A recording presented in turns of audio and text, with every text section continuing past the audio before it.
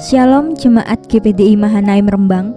Sehubungan dengan pelaksanaan PPKM atau pemberlakuan pembatasan kerja masyarakat, sehingga seluruh kegiatan ibadah di GPDI Mahanaim Rembang ditiadakan.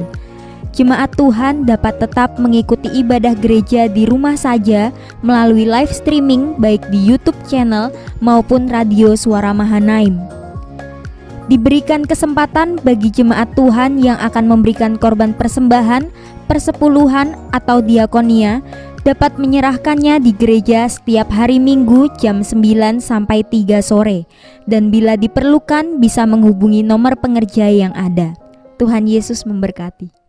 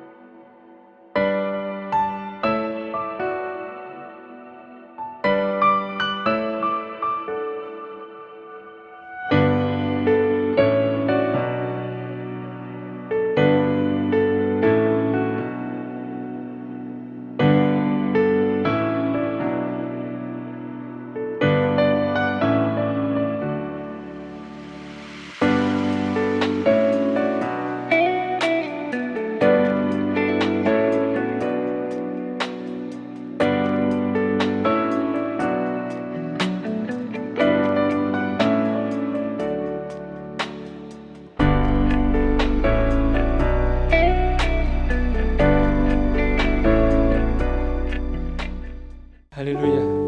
Sebelum kita mulai ibadah kita, mari kita berdoa kepada Tuhan. Terpujilah Engkau ya Tuhan, Allah Bapa kami yang ada di dalam kerajaan surga. Kami mengucap syukur dan berterima kasih kepada Engkau ya Tuhan. Sebagaimana kami ada, ini semua hanya oleh kasih dan anugerah-Mu ya Bapa. Kami mengucap syukur, kami berterima kasih atas pemeliharaan Tuhan, atas perlindungan Tuhan, atas berkat-berkat Tuhan yang selalu tercurah dalam kehidupan kami. Terima kasih Bapa. Jikalau sebentar kami akan beribadah kepada Engkau ya Bapa, meskipun secara virtual, tetapi kami yakin dan percaya Engkau akan melawat kami tatkala kami memuji, tatkala kami menyembah Engkau ya Bapa. Bertahtalah Engkau dalam setiap ibadah kami ya Bapa. Kami menyerahkan ibadah ini dari awal, pertengahan hingga akhirnya dalam tangan dan kuasa-Mu. Biarlah Roh Kudus yang selalu ada memimpin dalam setiap ibadah kami. Terima kasih Bapa. Kami akan siap memuji, bersorak bagi Engkau hanya di dalam nama Tuhan Yesus Kristus. Haleluya. Amin. Haleluya. Haleluya. Haleluya. Haleluya. Bagaimana kabar Bapak Ibu Saudara? Puji Tuhan. Meskipun langit dan bumi akan berlalu, tetapi kasih Tuhan tetap ada untuk selama-lamanya. Amin.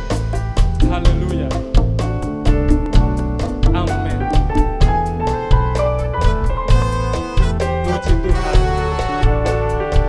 Amin. Biar bumi akan berlalu, biar bulan tak bercahaya lagi, biar langit akan bergoncang, matahari tak bersinar lagi, tetapi Tuhan Yesus tak pernah ingkar janji.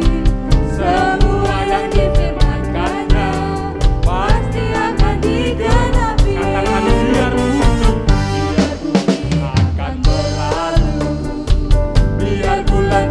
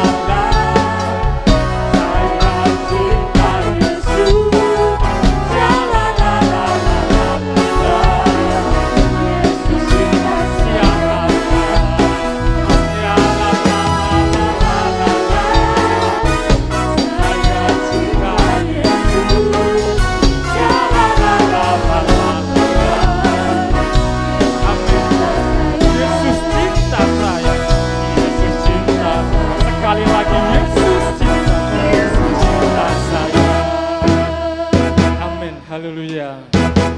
Haleluya. Puji nama Tuhan. Seberapa kita yang ada, kita mau tetap cinta kepada Tuhan, karena Dia sumber segala-galanya dalam setiap kehidupan kita. Biar kita mau tetap cinta, kita mau tetap setia hanya kepada Tuhan Yesus saja. Terima kasih Tuhan. Terima kasih Yesus. Terima kasih. Ku tetap cinta. Amin. Terima kasih Tuhan. Ku tetap cinta. Amin. Walau badai datang menerpa, ku tetap cinta. Ku tetap setia. Ku tetap setia. Terima kasih Tuhan. Ku tetap setia. Terima kasih Tuhan. Walau topan datang menerpa, Ku tetap setia. terlalu banyak yang Tuhan beri. Terlalu banyak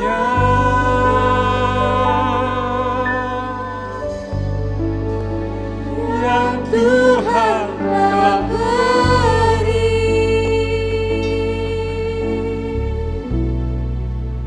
Takkan mungkin ku balas dari apa yang ku miliki.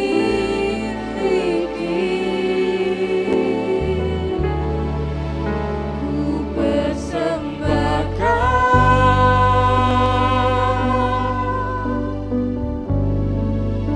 seluruh hidupku. Terima kasih Tuhan. Biar ku tetap cinta, biar ku tetap setia untuk selama-lamanya. Katakan, ku tetap cinta. Ku tetap cinta. Terima kasih Tuhan. Ini kami Tuhan. Ku tetap cinta. Terima kasih Yesus. Walau badai datang menerpa, ku tetap cinta. Ku tetap setia. Ku tetap setia. Terima kasih Tuhan. Ku tetap setia.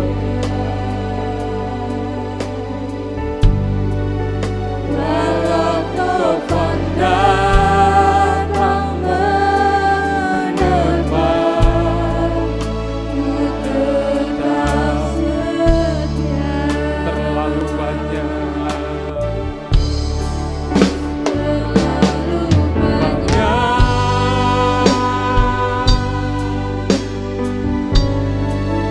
Yang Tuhan telah beri.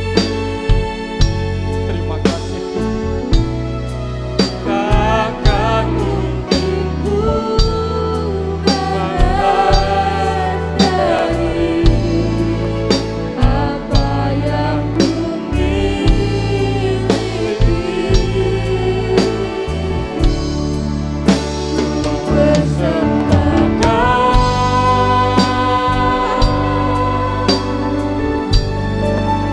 seluruh hidupku. ini kami Tuhan. Biar ku tetap cinta, biar ku tetap setia untuk selama-lamanya. Terlalu banyak.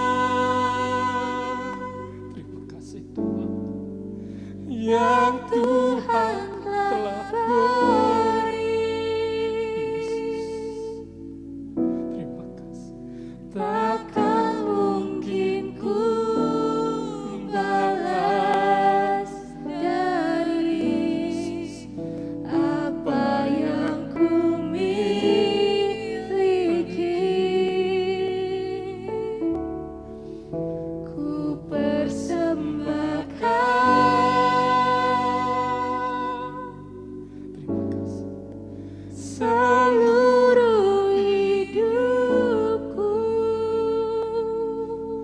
Terima kasih ya Tuhan.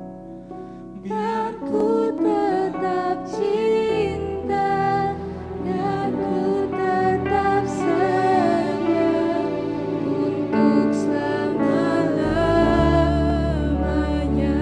Biar ku tetap cinta, Biar ku tetap cinta, biar ku tetap setia untuk selama-lamanya. sekali lagi. Ini kami Tuhan. Biar ku tetap cinta, biar ku tetap setia untuk selama-lamanya. Kami mengaminkan pujian ini Tuhan. Ajar kami untuk tetap cinta. Ajar kami untuk tetap setia hanya kepada Engkau ya Bapa. Keadaan sekarang ini ya Bapa mungkin melemahkan iman kami, tetapi kami mau berharap kami tetap setia hanya kepada Engkau ya Bapa. Karena Engkau perlindungan kami, Engkau kekuatan kami ya Bapa. Terima kasih Bapa. Jikalau sebentar kami akan mendengarkan firman-Mu, biarlah firman-Mu boleh menjadi kekuatan di dalam kehidupan kami untuk menghadapi hari-hari ini ya Bapa. Ajar kami untuk selalu tetap berserah hanya kepada Engkau. Ajar kami untuk selalu tetap melakukan firman-Mu dalam kehidupan kami. Pakai hamba-Mu, urapi hamba-Mu yang akan sebentar menyampaikan firman-Mu ya Bapa. Pakai kami semua, baik jemaat dimanapun kami berada ya Bapa. Biarlah urapan Allah boleh selalu ada menyertai kami. Terima kasih Bapa. Kami akan mendengarkan sebagian dari firman-Mu. Hanya di dalam nama Tuhan Yesus Kristus kami berdoa. Amin.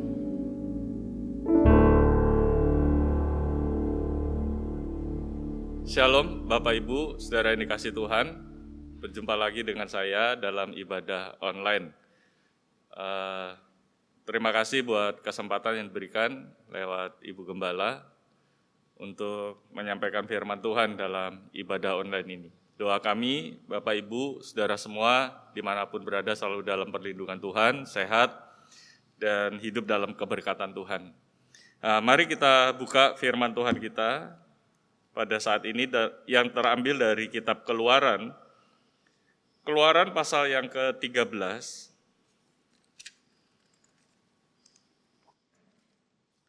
Keluaran pasal 13, saya bacakan buat kita semua ayat 17 sampai ayat yang ke-18. Saya baca di dalam nama Tuhan Yesus Kristus. Setelah Firaun membiarkan bangsa itu pergi, Allah tidak menuntun mereka melalui jalan ke negeri orang Filistin. Walaupun jalan ini yang paling dekat, sebab firman Allah, jangan-jangan bangsa itu menyesal apabila mereka menghadapi peperangan, sehingga mereka kembali ke Mesir. Ayat 18, tetapi Allah menuntun bangsa itu berputar melalui jalan di padang gurun, menuju ke laut Teberau. Dengan siap sedia berperang, berjalanlah orang Israel dari tanah Mesir. Nah, saudara yang dikasih Tuhan, ini peristiwa di mana bangsa Israel keluar dari Mesir dan mengadakan perjalanan menuju tanah yang dijanjikan Tuhan dengan pimpinan Musa dan tentunya juga penyertaan Tuhan. Nah, aneh sekali kalau kita baca ayat ini di dalam ayat 17, di mana Allah tidak menuntun mereka melalui jalan ke negeri orang Filistin, walaupun jalan ini yang paling dekat. Jadi itu jalan yang paling dekat, paling cepat sampai ke tanah perjanjian, tapi justru Allah tidak menuntun mereka, bangsa Israel ini, menuju jalan yang cepat itu, menuju jalan yang mudah, jalan yang cepat sampai ke tujuan, yaitu tanah perjanjian. Sebaliknya justru di dalam ayat 18, Allah menuntun bangsa itu berputar melalui jalan di padang gurun. Jadi gini ya, Tuhan tidak menuntun bangsa Israel ini menuju jalan yang cepat, melalui jalan yang cepat untuk sampai ke tanah perjanjian. Tetapi justru sebaliknya, Allah lah yang menuntun mereka untuk jalan di padang gurun. Nah, ini sesuatu yang aneh. Nah, ini coba lihat lagi dalam ayat yang lain, saudara batasi Keluaran pasal 13, karena kita akan kembali ke sana. Di dalam Yeskiel pasal yang ke-20, di dalam Yeskiel pasal 20 ayat yang ke-10,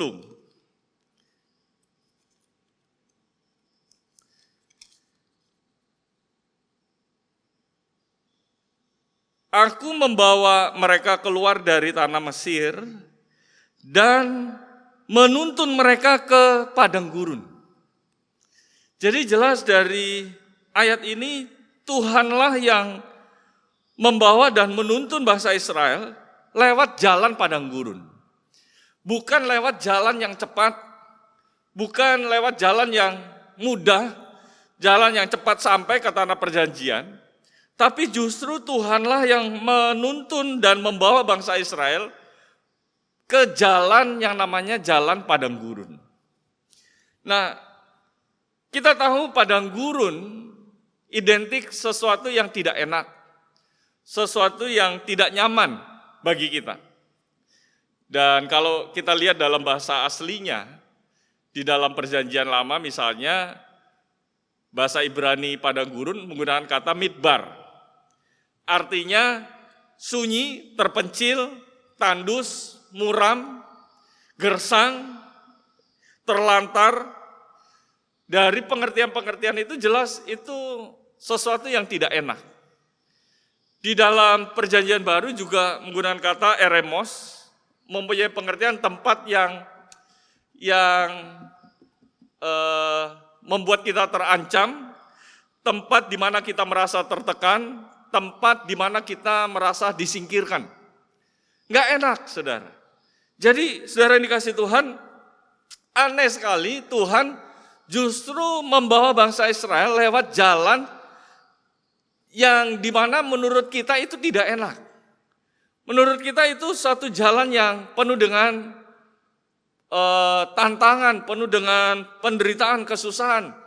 Ya, tempat yang sunyi, tempat yang terpencil, muram, tandus, gersang, terlantar, di mana kita akan merasa terancam, merasa disingkirkan, merasa tertekan, sesuatu yang tidak enak. Tapi justru Tuhan yang menuntun bangsa Israel melalui jalan yang seperti itu. Bukan jalan yang cepat, bukan jalan yang mudah, tetapi justru Tuhan mengarahkan bangsa Israel lewat jalan padang gurun. Nah, yang menjadi pertanyaan adalah, kenapa sampai Tuhan membawa bangsa Israel untuk melewati jalan padang gurun yang sebenarnya bukan jalan yang mudah, bukan jalan yang cepat, bukan jalan yang gampang bagi bangsa Israel, tapi kenapa justru Tuhan membawa bangsa Israel melewati jalan yang seperti itu? Nah, kembali ke kitab Keluaran tadi pasal 13, ada dua alasan yang saya ingin bagikan kepada kita semua. Yang pertama adalah gini, saudara lihat di dalam Keluaran pasal 13, ayat 17. Setelah Firaun membiarkan bangsa itu pergi, Allah tidak menuntun mereka melalui jalan ke negeri orang Filistin. Walaupun jalan ini yang paling dekat. Nah, lihat alasannya. Sebab firman Allah, jangan-jangan bangsa itu menyesal apabila mereka menghadapi peperangan, sehingga mereka kembali ke Mesir. Ini alasan kenapa Tuhan tidak mau bangsa Israel lewat jalan yang cepat, jalan yang mudah untuk menuju ke tanah perjanjian, tetapi justru sebaliknya Tuhan mau bangsa Israel ini, bahkan menuntun bangsa Israel ini melewati jalan-jalan yang penuh dengan tantangan, penuh dengan ancaman, yaitu jalan padang gurun. Nah, saudara, kenapa alasannya? Kalau lewat jalan yang mudah, firman Tuhan katakan gini, jangan-jangan bangsa itu menyesal, kemudian mundur, dan akhirnya kembali ke Mesir. Itu alasannya. Ini kalau bangsa Israel lewat jalan yang mudah, bangsa Israel lewat jalan yang cepat menuju ke tanah perjanjian, kemudian Allah berkata, jangan-jangan nanti mereka menyesal, kemudian mundur, dan akhirnya berbalik ke Mesir. Jadi dengan kata lain, jalan padang gurun itu harusnya tujuan Tuhan bawa ke bangsa Israel melewati jalan padang gurun itu, tujuannya adalah supaya bangsa ini tidak menyesal, supaya bangsa ini tidak mundur, supaya bangsa ini tidak kembali ke Mesir. Sebaliknya mereka menjadi bangsa yang kuat, bangsa yang terus melangkah maju, bangsa yang tidak pernah putus asa, tidak gampang menyerah. Dia akan terus maju melangkah, dia terus maju melangkah. Ya, tidak kenal kata mundur, tidak ada kata menyesal di dalam kehidupan mereka. Itu tujuan Tuhan sebenarnya. Jadi saudara, kalau saat ini mungkin kita diizinkan kita melewati jalan seperti bangsa Israel, yaitu jalan padang gurun. Sepertinya hidup kita ini sunyi, terpencil, muram, tandus, gersang, ya terlantar, bahkan membuat posisi kita terancam, merasa disisihkan, merasa disingkirkan. Saudara, tujuannya adalah supaya kita ini didapati oleh Tuhan menjadi orang-orang yang kuat, orang-orang yang tidak pernah menyerah, orang-orang yang tidak kenal kata mundur, orang-orang yang terus melangkah maju, iman kita terus melangkah maju, pengiringan kita kepada Tuhan terus melangkah maju, pelayanan kita terus melangkah maju, tidak ada kata mundur sama sekali. Itu tujuan Tuhan. Nah, sayang sekali banyak orang Kristen tidak menangkap tujuan Tuhan ini. Mereka berpikir kalau lewat jalan padang gurun, ini penghabisan bagi mereka. Mereka menggerutu, mereka mengeluh kepada Tuhan, mereka komplain kepada Tuhan, dan sebagainya. Mereka tidak tahu ada tujuan yang sebenarnya yang Tuhan siapkan melalui jalan padang gurun ini. Yaitu supaya kita dijumpai menjadi anak-anak Tuhan yang kuat. Lebih kuat lagi, terus melangkah maju dengan Tuhan. Nah, bagaimana caranya supaya ketika Tuhan izinkan kita melewati jalan padang gurun, kita didapati menjadi anak-anak Tuhan yang lebih kuat lagi, lebih kuat lagi, dan tidak ada kata mundur di dalam kehidupan kita. Nah, coba lihat di dalam Yeskiel tadi. Saudara batasi Keluaran 13 ini. Di dalam Yeskiel pasal yang ke-20, Yeskiel pasal 20 ayat yang ke-11. Saya baca ayat 10 dulu ya. Aku membawa mereka keluar dari tanah Mesir dan menuntun mereka ke padang gurun. Jelas tadi Tuhan yang membawa mereka ke padang gurun. Nah, ayat 11, di sana di padang gurun itu Tuhan, aku memberikan kepada mereka ketetapan-ketetapanku dan memberitahukan peraturan-peraturanku, dan manusia yang melakukannya akan hidup.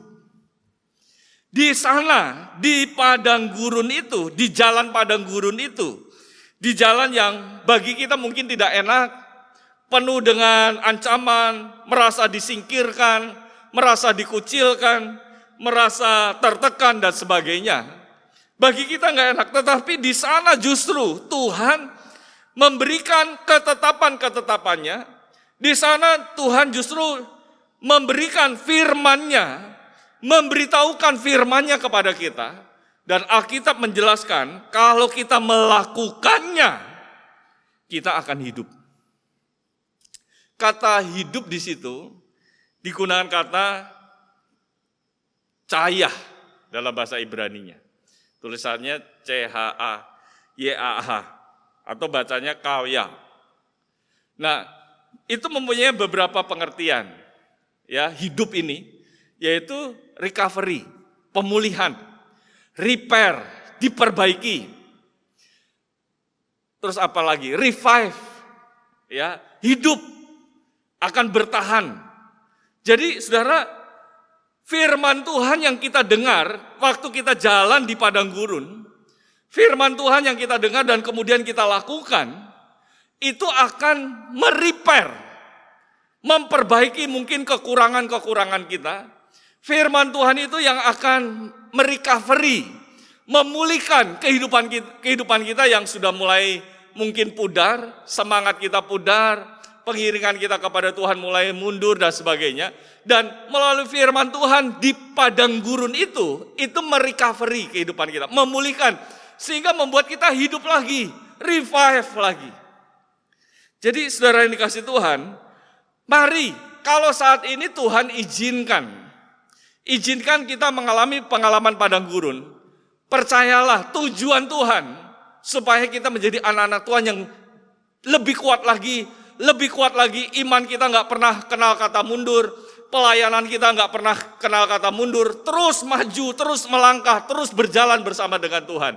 Nah, bagaimana caranya supaya kita terus melangkah, terus maju? Di tengah kita melewati jalan padang gurun, saudara harus dengar firman Tuhan. Saudara harus sediakan hatimu untuk firman Tuhan itu berakar. Engkau lakukan firman Tuhan, karena firman Tuhan itu yang merecovery, memperbaiki hidup kita, memulihkan kehidupan kita, membuat kita hidup kembali, semangat kita hidup kembali, iman kita hidup kembali.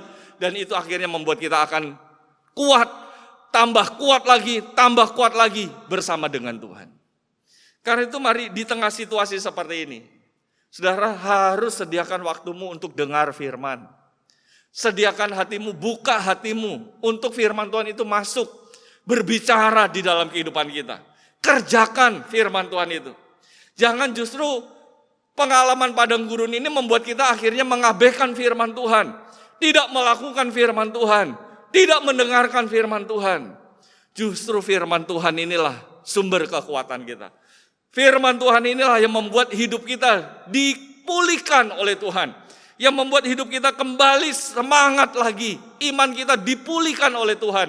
Kehidupan kita yang mungkin sudah jauh dari Tuhan dipulihkan, diperbaiki oleh Tuhan. Karena itu mari saudara yang dikasih Tuhan, dengar firman Tuhan, kerjakan firman Tuhan. Maka tujuan Tuhan supaya kita ini lebih kuat melalui pengalaman padang gurun itu tercapai dalam kehidupan kita.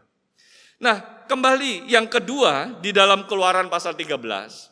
Yang terakhir, yang kedua, kenapa sih Tuhan izinkan kita melewati jalan padang gurun? Kenapa bukan jalan yang mudah, bukan jalan yang cepat sampai? Kenapa jalan padang gurun? Nah, kalau saudara perhatikan di dalam ayat yang ke-18, tetapi Allah menuntun bangsa itu berputar melalui jalan di padang gurun menuju ke Laut Teberau. Laut Merah, Laut Teberau. Saudara, kenapa sih alasan yang kedua selain supaya bangsa Israel ini tidak menyesal, tidak mundur dan kemudian berbalik ke Mesir, atau tujuannya supaya bangsa ini didapati menjadi bangsa yang kuat, bangsa yang terus melangkah maju, tidak ada kenal kata mundur. Yang kedua, supaya bangsa ini mengalami pengalaman Laut Teberau. Saudara, bagi orang Mesir, kita tahu ya, waktu bangsa Israel diperhadapkan pada Laut Teberau, Tuhan nyatakan kuasanya membelah Laut Teberau itu menjadi dua dan bangsa Israel jalan menyeberangi laut itu di tanah yang kering. Setelah bangsa Israel sampai di seberang, tentara Mesir, Firaun dan tentara Mesir yang mengejar itu masuk ke Laut Teberau dan akhirnya laut itu dikembalikan oleh Tuhan seperti semula. Tentara Mesir dan Firaun semuanya tewas di sana. Nah, bagi orang-orang Mesir, bagi Firaun, Laut Teberau itu laut kematian. Bagi mereka, Laut Teberau itu laut kehancuran, laut kebinasaan. Tapi bagi orang-orang yang dipimpin oleh Tuhan, bagi orang-orang yang hidup sesuai dengan rencananya Tuhan, Laut Tebrau itu adalah kesempatan untuk kita mengalami mujizat Tuhan. Itu kesempatan untuk kita mengalami perkara-perkara besar yang Tuhan kerjakan di dalam kehidupan kita. Jadi saudara yang dikasih Tuhan, kenapa Tuhan izinkan kita melewati padang gurun? Supaya di padang gurun itu kita mengalami pengalaman Laut Tebrau. Mungkin bagi orang dunia, Laut Tebrau itu sesuatu ancaman, sesuatu yang tidak enak, sesuatu yang mengerikan. Laut Tebrau itu bicara tentang kematian mungkin, kebinasaan. Tetapi bagi kita, orang yang dipimpin oleh Tuhan, bagi kita yang hidup sesuai dengan rencananya Tuhan, Laut Tebrau yang bagi orang dunia itu adalah laut kematian, diubah menjadi kesempatan untuk kita mengalami kuasa Tuhan di dalam hidup kita. Karena itu mari saudara yang dikasih Tuhan, kalau saat ini kita diizinkan Tuhan mengalami pengalaman padang gurun, jangan mundur. Jangan iman kita mundur. Jangan kita menyerah. Jangan kita kemudian putus asa. Terus maju, terus maju. Dengar firman Tuhan yang memberikan kekuatan kepada kita. Dengar ketetapan-ketetapan Tuhan yang membuat kita akan terus melangkah maju.